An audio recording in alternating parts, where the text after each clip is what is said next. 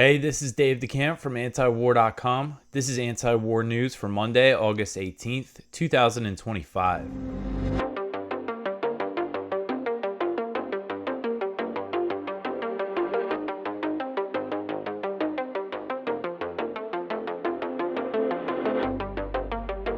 All right, so first thing, I just want to say that I had a great time at the Ron Paul Institute conference over the weekend.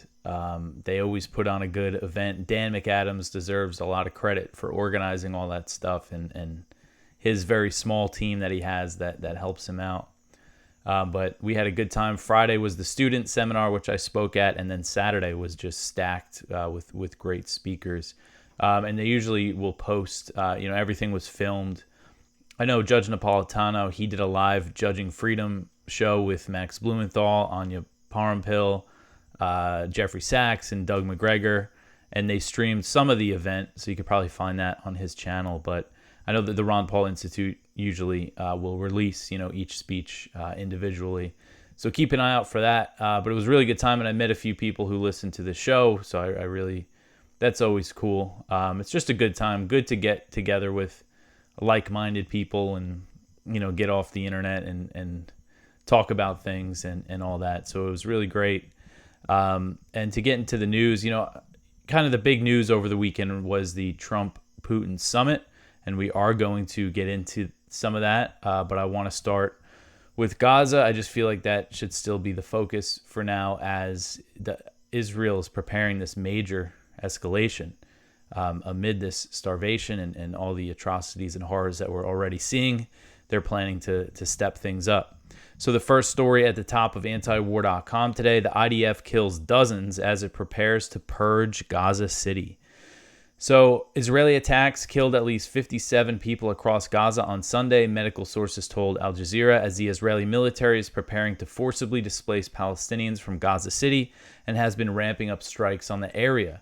So the Israeli military's Arabic language spokesman announced on Saturday that the IDF would begin its so-called evacuation of Palestinian civilians from Gaza City on Sunday. So they said it was going to start on Sunday. And then we saw some continued heavy attacks on Gaza City, which have been going on for about a week or so now, like really ramped up Israeli strikes. He added that Israel would allow tents and other equipment for shelter to be allowed through the Kerem Shalom crossing in southern Gaza. So to entice people to go south, they're going to start letting tents enter Gaza again. And if you remember, I believe it was just last month, Israel Katz, the defense minister, said that they plan to build a concentration camp in this tiny area of southern Gaza.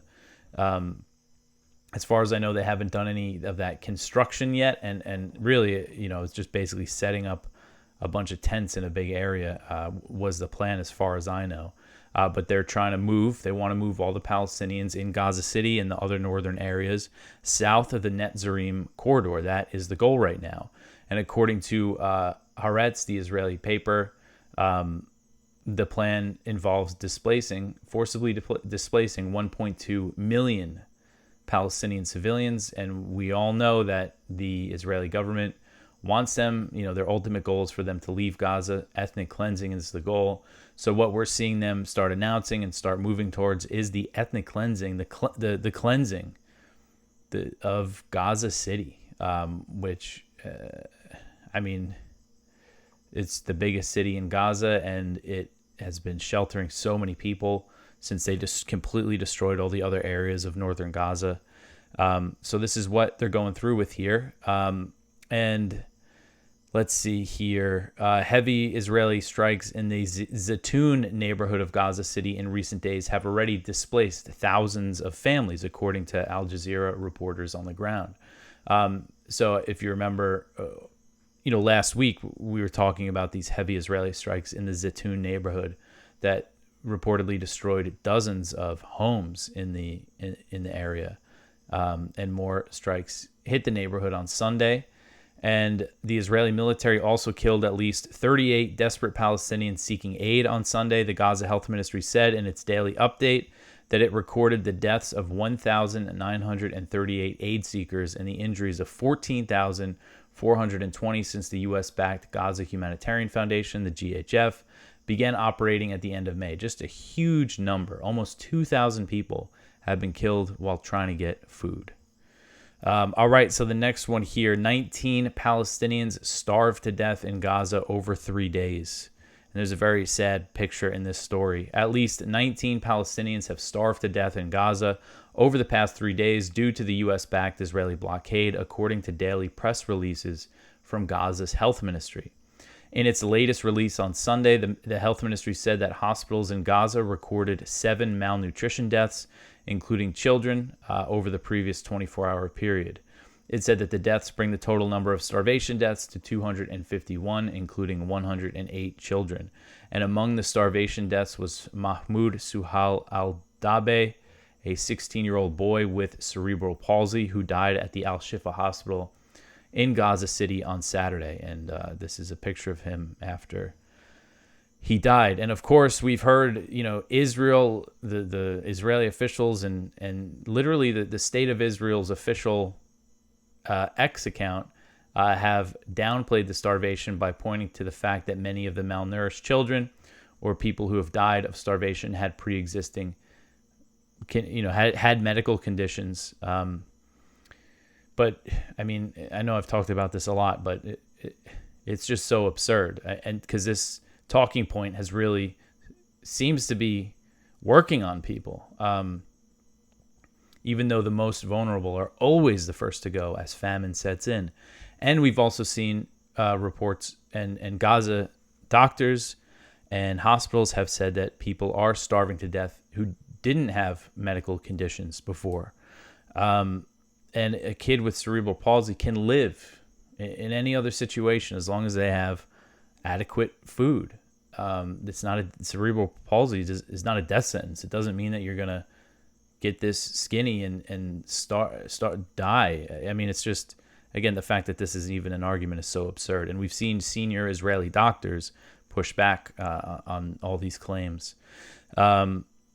So, and again, with this plan to escalate, I mean, the rate that we're seeing people starve to death is just gonna, as long as they don't lift all the restrictions and let more aid in, and I mean, really, as long as there's not a ceasefire, because that's what it's going to take for a proper relief effort. We're going to see probably going to see these starvation deaths increase, especially if they really go for this big escalation and offensive on Gaza City. All right, so the next one here, freed Israeli hostages asked Trump to stop Netanyahu's assault on Gaza. So this one is from Kyle Anzalone at the Libertarian Institute. So 6 former captives of Hamas appealed to President Donald Trump to rein in Israeli military operations in Gaza. Prime Minister Benjamin Netanyahu recently ordered the IDF to take control of all of Gaza, and Israeli critics of Netanyahu's plan say that it will endanger the lives of the remaining captives. So a video featuring 6 freed hostages and the widow of a captive who was killed in Gaza delivered a video message to Trump on Thursday. One of them said, quote, "President Trump, the decision to expand the military operation puts each and every one of them in very great danger. Every bullet, every strike could be the one that ends their life," end quote. They argued that Netanyahu's plans will endanger the lives of the remaining Israelis in Gaza. So, I mean, which is very obvious, and this is something we've seen the Israeli media reports say, that Netanyahu doesn't care if the Israelis get killed or harmed in some other way. But, who are they releasing this video to? They're releasing it to Trump because they know he's literally the only person who could stop Netanyahu, who could stop Israel from this escalation. He's the one with the power, yet he's made it pretty clear that he's just going to support and sign off on whatever Israel and Netanyahu decides to do. And that seems to be the direction we're going. All right, so the next one here, former Israeli general says the Palestinians need a Nakba. This is from the New Arab. A former Israeli army general has said that the high death toll for Palestinians in Gaza was necessary as a consequence for Hamas's attack on Israel on October 7th, 2023. In leaked recordings broadcast by Israel's Channel 12, former Major General Aharon Haliva said that 50 Palestinians should die for every victim of the Hamas attack on Israel. And this is according to a report on Haaretz. He further said that, quote, "There's no choice. They need a Nakba every now and then to feel the consequences. I'm not saying this out of revenge, but as a message for future generations," end quote. So Haliva had fought during the early months of Israel's war on Gaza as the military's intelligence chief. He later resigned from the post over his failure to prevent the Hamas attack. So this isn't just a former official. This is the Israeli military's intelligence chief at the start of this genocide saying, we got to kill X amount, not saying it out of any military strategic necessity, just saying we got to kill a whole bunch of them. To teach them a lesson and that they need a Nakba every now and then. And of course, that refers to the ethnic cleansing in 1948 when the modern state of Israel was officially founded. So, this is revealing stuff here, I believe, from this former IDF general. All right, so the next one here, Trump to meet with Zelensky and European leaders. I might do this order. I'm going to do the other story first, actually. So Trump on Putin summit, we made great progress. So this article is from Kyle Anzalone. So Friday I was at the Ron Paul thing, and I was actually happy I wasn't working because it was like an all-day affair, this summit. And then at the end of the day, nothing happened really. They came out and briefly spoke to reporters. And basically both Putin and Trump said, that it went well and that they hope that they're going to continue talking. And of course, it was a big symbolic thing being in Alaska. So Kyle wrote up, kind of a summary of the stuff that they said on Friday. And essentially, again, there wasn't really much substance to it. Trump just saying that we had a very productive meeting. There was many points that we agreed on. And Putin said at one point, next time you should come to Moscow. And Trump's response was basically, I might get a little heat for that. But said that it's possible, that a summit in Rubio is possible. And then there was also meetings, so as I understand it, Trump and Putin met one-on-one, and then and there was other meetings happening at different levels between U.S. and Russian delegations, and then higher level U.S. officials and Russian officials came in on the Putin and Trump meeting. Marco Rubio was there, Steve Witkoff was there, and so was Sergei Lavrov, the Russian foreign minister. So that was Friday, and I didn't read all the, there's so many reports and analysis of the summit. I haven't read everything, but I think I got the substance of what's important in this next story here. So Trump to meet with Zelensky and European leaders. So multiple European leaders will join Ukrainian President Volodymyr Zelensky when he meets with President Trump in Washington on Monday to discuss the Alaska summit between the U.S. leader and Russian President Vladimir Putin. According to a report from Axios, Trump and Zelensky had a difficult phone call after the summit, as Trump conveyed that he had come around to Putin's position that pursuing a quick peace deal was preferable to entering a ceasefire before negotiations start. So Zelensky's position that the U.S. adopted was ceasefire, like immediate ceasefire, and then we enter negotiations. And it seems like Trump came out of the meeting with Putin, telling Zelensky and the Europeans, let's do a quick peace deal instead. So Zelensky's not happy about that. But it does look like the Trump administration has come around to one of Zelensky's demands, and that is for robust security guarantees from the U.S. and Europe. According to Trump's envoy, Steve Witkoff, the U.S. is ready to consider guarantees similar to NATO's Article 5, but outside of the alliance. And Article 5 is, outlines the mutual defense aspect of it. As many people have pointed out, if you read it, the wording of it, it's not like automatic military intervention, but it's, it's very strongly, in that direction. So Witkoff claimed that Putin agreed during the summit that Ukraine could receive an Article 5 style guarantee from the U.S. and Europe. So Putin's saying that Russia is okay with this, with Ukraine getting a NATO style security guarantee from the U.S. and Europe. Witkoff said this in an interview on CNN, and I just find it incredibly hard to believe that Putin said, oh, yeah, we don't want Ukraine joining NATO, but you guys can give them everything that would mean without them officially joining the alliance. I just find that hard to believe, especially because one of their main demands has been Ukrainian neutrality. What Wittkopf could mean, what he could have misunderstood or mixed up. So this was kind of an arrangement that was discussed back in 2022, in March and April 2022, during the short-lived peace talks, which included in-person talks between Ukrainian and Russian officials in Istanbul. Part of that draft agreement was that Ukraine would be a neutral state, but it would receive security guarantees from several countries, including the U.S., the UK, some of their allies, but also Russia and China. And I was always a little confused by that. Like, I don't know how exactly that would work. All of the details were not really worked out. But Russia wanted a deal where all of the security guarantors would have to agree unanimously on action, meaning that any member would have a veto. So, like, say, all these countries have security guarantees on Ukraine, and say it's, the US, the UK, France, Germany, Russia, and China. And say Hungary decides to invade Ukraine for whatever reason.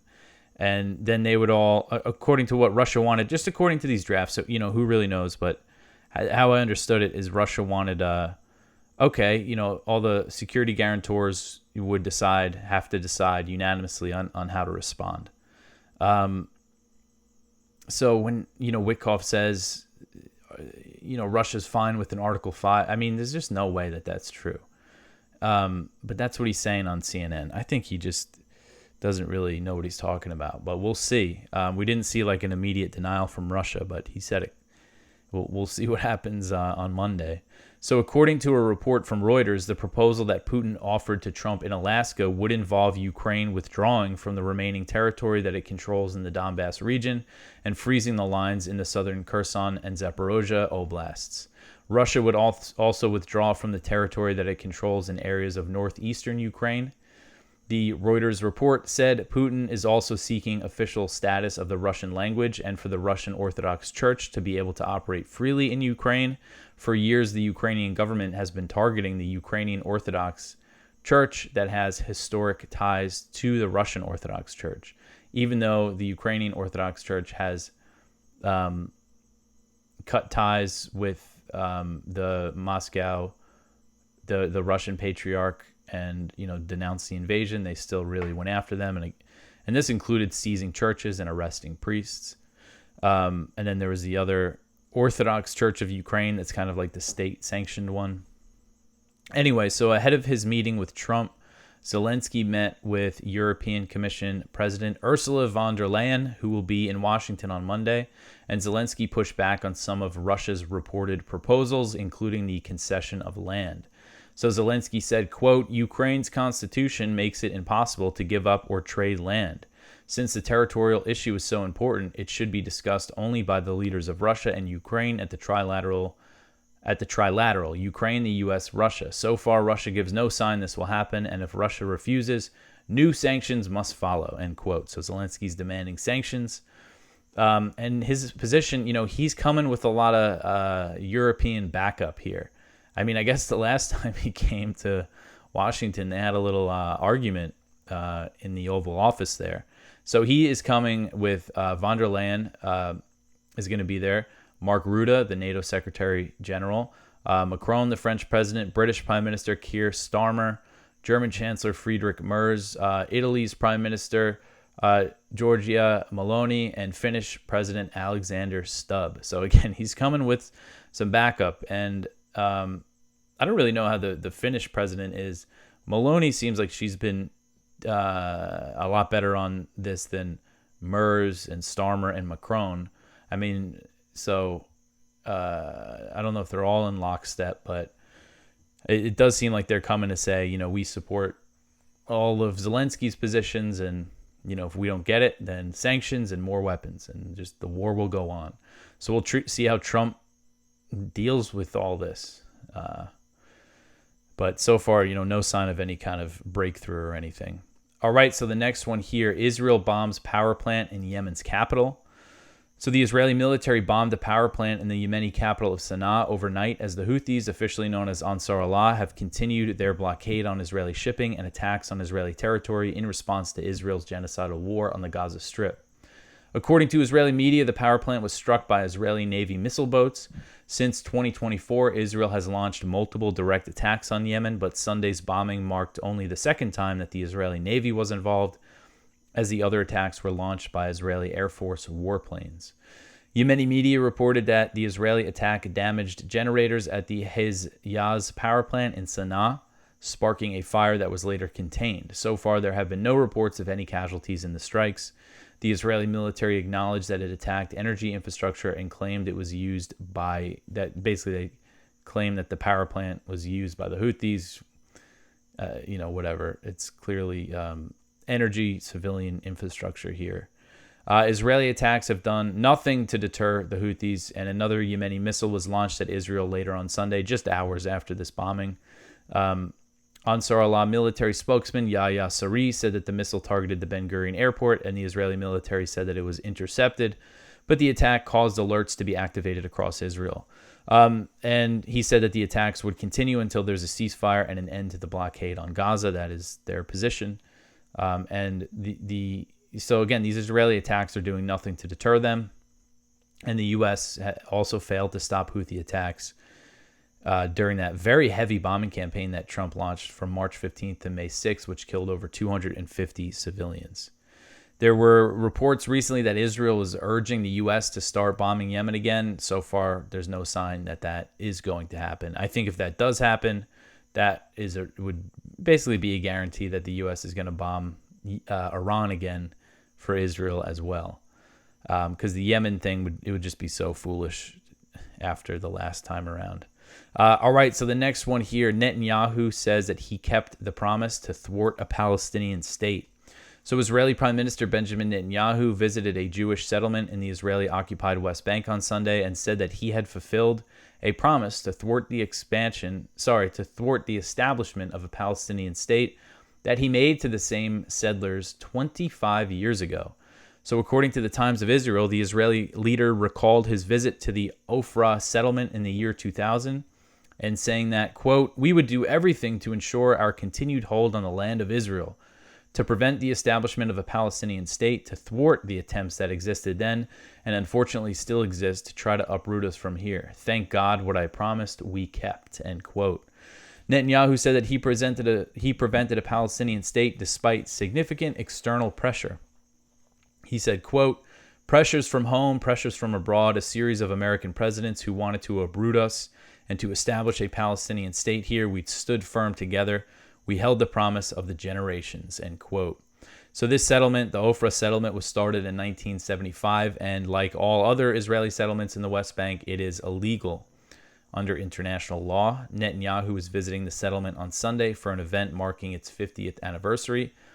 And the visit came, of course, after Bezalel Smotrich, the finance minister, announced a major settlement expansion that he said would bury the idea of a Palestinian state. And this is their response to the UK, France, Canada, saying that they're going to recognize a Palestinian state, I believe, in September.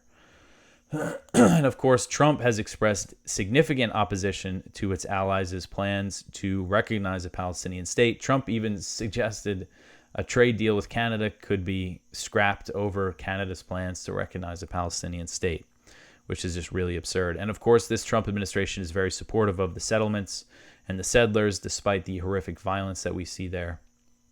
It's just really ramped up, and terrorism against the Palestinians of the West Bank.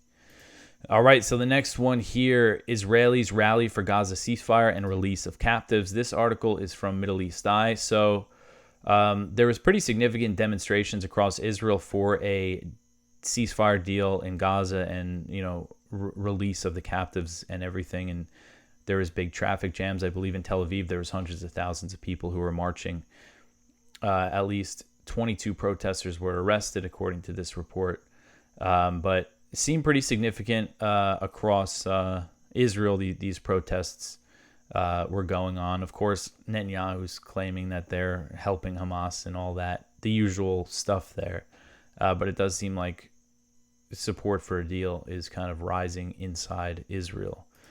All right, so the next one here, this is one of those things, so I go to the Ron Paul Institute conference. I didn't really pay attention to the news. And then today, catching up on everything, I'm just like, man, all this horrific stuff. And this is something I saw on Twitter, and I said, that's probably not real. But it turns out it is very real. Israeli official arrested in U.S. for child sex crime, for attempting to commit a child sex crime. And this article is from Kyle Anzalone. So a top Israeli cybersecurity official was arrested in Las Vegas for attempting to commit sex crimes against a child with disabilities. And that's according to the report from Ynet, the Israeli news site, from documents that they obtained. And this official was released on bail and has returned to Israel. So this was a sting operation, and a statement released by the Las Vegas Metropolitan Police Department said that Tom Artyom Alexandrovich was among 8 people arrested following a 2-week sting operation targeting child sex predators. The FBI participated in the investigation. Alexandrovich is a senior official in Israel's National Cyber Directorate. While Israeli Prime Minister Benjamin Netanyahu denied that an Israeli official was arrested in the U.S. for this, Ynet said that it reviewed documents showing that he was arrested. And he has apparently played a key role in developing what they call Israel's Cyber Dome program. And he has shaped national cybersecurity policies, not only in Israel, but also the international stage. This is a bio of him published in Cyber Tech Global Tel Aviv. So he is accused of using a computer to lure a child with mental disabilities for sexual purposes. Alexandrovich was released on a $10,000 bail and returned to Israel. He has a court date in Nevada scheduled for August 27th. What are the chances, do you think, he'll go back for that court date? But again, it's just one of those things you see and you say, oh, that can't be right. You scroll by it on X, and then you realize, yeah, it actually is real. All right, so the next one here, Trump cuts off medical visas from Gaza after Laura Loomer meltdown. So I ran an article from the Rolling Stone, which is kind of a rare thing for us to do, but this article was fine for this. So Laura Loomer, I mean, it was just extremely pro-Israel, and essentially, some of the posts I've seen from her about Gaza and Palestinians, really Muslims in general, it seems like she has a very genocidal view of what Israel should do in Gaza. So Donald Trump's administration stopped all visitor visas from Gaza, including those for humanitarian and medical aid, on Saturday after far-right provocateur and Trump friend Laura Loomer posted about several Palestinian children being allowed into the U.S. for medical care amid Israel's relentless siege and blockade. The State Department said that it will conduct a full and thorough review of the process and procedures used to issue a small number of temporary medical humanitarian visas in recent days. And Loomer was very excited, saying it's amazing how quickly we can get results from the Trump administration. And this is just, they did this because she started posting on X about this. And what she posted was a video showing children from Gaza arriving in San Francisco for treatment and being greeted by a cheering crowd. Loomer called the video an exclusive, posting it to X with her watermark on it, despite it being posted on August 6th by the nonprofit Heal Palestine, which provides medical care to Palestinians. So she posted this big scoop, but it's literally this organization that has been helping Palestinians, mostly children, wounded and in Israeli strikes, helping them get to the U.S. for medical care, and then they go back. And this was after they evacuated 11 children. It was their biggest one yet. They're a new organization. They started in 2024. I saw that the founder, I saw his Twitter account, said he used to work for the PCRF, the Palestinian Children's Relief Fund, and he started this group, Heal Palestine, last year, and they've gotten something like 140 Palestinians here, and again, they go back. And so anyway, so she's claiming, taxpayers are funding this, but it's not true. This is being funded by these charities, by their donors. And I know people, I think I've donated to the PCRF before. I know people, I think that's the one that maybe Miss Rachel, the kid's YouTube star, she, helps promote the PCRF. So anyway, but she's just, it's like, a few dozen children that have come in this way to get medical treatment. And this is and she's claiming like it's Islamic immigration to the United States. Again, they go back. These are temporary visitor visas and everything's paid for by these charities. So just really absurd that they listen to Laura Loomer on things like this while they're helping Israel starve and kill more children. All right, so still got some stuff to go through. Lots of news today here. So Syria prepares 50,000 troops for Anti-Kurd offensive. So this article is from Jason Ditz. So the Islamist Syrian government is trying to give the impression that they support peaceful unity in Syria, with President Ahmed al-Shara saying that he believed Syria should be unified by some sort of understanding instead of by military force because the Syrian people are tired of war. But his government's actions tell a different story after spurning integration talks with the Kurds and refusing to allow Druze participation in recent talks on the violence in Suwaida against the Druze. So now there's a report, and this is originally reported by The National. The Cradle covered it. That's where we saw it, but it was reported by The National, which is a UAE-based outlet. According to this report, the Syrian government, HTS government, is preparing some 50,000 troops for an offensive to capture Kurdish-controlled areas of eastern Syria. And this is, of course, when we say the President Shara, he's better known as Abu Muhammad al-Jolani, the founder of Al-Qaeda in Syria. This is who we're talking about here. And, I don't mean to laugh, but, the U.S. is essentially, and according to Kurdish media, Tom Barrack has actually said to the Kurds, lay down your arms and integrate with this new Syrian government. And he's saying this as they've been massacring minorities in western and southern Syria. And now there's a report about that they're raising this army to go attack the Kurds. And the report says that they're not going to do it without U.S., that they're likely not going to do it without the U.S. backing, without the U.S. blessing. And that this is something Turkey is supporting. They're probably really pushing for this. And it seems like Trump and Barrack are just kind of deferential toward Turkey when it comes to Syria. And, the thing, if you remember back in 2019, President Trump mentioned he moved some troops around in northeast Syria and was kind of saying that he wanted to pull out of Syria altogether. And the media and everybody in Congress lost their minds saying, you can't abandon the Kurds, the Kurds, the Kurds, the Kurds. Well, after using them for this regime change effort, using them as a cudgel against Assad, now the U.S. is backing the new Al-Qaeda government against them. And you look back at the history of U.S. meddling in the Middle East, and the Kurds are always getting screwed over. And this seems to be another case of it. And the U.S., still has bases in eastern Syria. They've been closing some down in the Kurdish-controlled areas. They're consolidating, and they're, as I understand it, the ultimate plan is to sign a long-term deal to keep the military base in Al-Tamf, which is in the south near the Jordan and Iraqi border. So they might be getting some troops out of the way if they think there's some big fight about to happen in northeastern Syria. All right, so the next one here, Hezbollah chief says disarmament may mean civil war. So tensions, another one from Jason, tensions are mounting in Lebanon as Hezbollah leader Naim Qassem reiterated his position that Hezbollah will not disarm as ordered by the government, accusing the government of handing the nation to Israel with a disarmament order that doesn't necessarily ensure Israel will stop actively attacking Lebanese territory. Qassem insisted they will refuse disarmament and fight if necessary to be able to continue to resist Israeli aggression. He added that the disarmament order may lead to civil war and internal strife. So this is the leader of Hezbollah warning that if you try to disarm us, this could be civil war. So when the U.S. is demanding this of Lebanon, this is what they're potentially pushing them toward, is civil war. And they're essentially demanding the government to disarm Hezbollah under the threat of, if you don't do it, Israel's going to escalate. They're going to keep bombing you and potentially invade, further, try to capture more territory or something like that.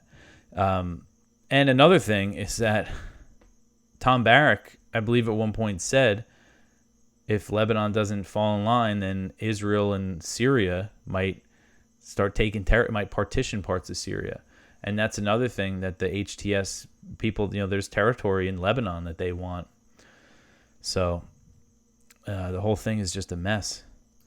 All right, so the next one here, the last story, the U.S. prepares for troop withdrawal from Baghdad. This one is from the Cradle. So according to Al-Sumaria, which is Iraqi media, the U.S. Army is preparing to start withdrawing troops from several sites in Iraq, including in the capital Baghdad, and will relocate them to the northern city of Erbil in the country's autonomous Kurdistan region. So the U.S. signed a deal with Iraq to end the presence of the international coalition, the anti-ISIS coalition, but the U.S. is trying to, saying that they're going to stay in Iraq in an advisory role in some other form. They want to keep troops there, but they are, similar to Syria, kind of consolidating and leaving certain bases. And they are withdrawing from the Ain al-Assad base in this is what this report's saying. I'll kind of believe it when I see it, because when it comes to Iraq, the U.S., the Iraqi government, the media, a lot of times they talk about withdrawals and then they don't happen. And a big part of that is placating the Shiite, militias and everything that really want the U.S. to leave. But the U.S. has a lot of economic leverage over the Iraqi government. They can essentially destroy their economy since their reserves are held in the U.S. and everything. So we'll see. We might start seeing them leave some bases, but overall they still plan to remain in Iraq. All right, so that is it for the news for today. Please go check out our viewpoints, one from Medea Benjamin and Nicholas J.S. Davies, U.S.-Russia talks, the choice between peace and escalation. One from Ted Snyder, Europe reveals itself as ridiculous in Ukraine. One from Ramzi Baroud, the Arabs, the left, and those who remain silent, history will not forgive you. One from Jack Hunter, criticizing Israel, this definition of anti-Semitism takes care of that. On our spotlight is from Jeremy Hammond, Israel's genocide is not stopping. So please go check all that out. We got lots of stuff at the lower part of the page, lots of stories from over the weekend and stuff over at the blog. And go check out my interview with Matthew Cockrell if you have not, that I posted over the weekend. He is a historian and who's studied the Gaza death toll, has really dug into the numbers and everything, and we talk about all that stuff, and it's an interesting conversation. But that is it for me for today. You could always support this show by liking, subscribing, commenting, sharing it. Follow us on social media. Subscribe to my Substack page. I've been posting the show and some clips over there. I might do some other things over there as well. But anyway, that is it for me for today. I will be back tomorrow with some more news. Thanks for listening.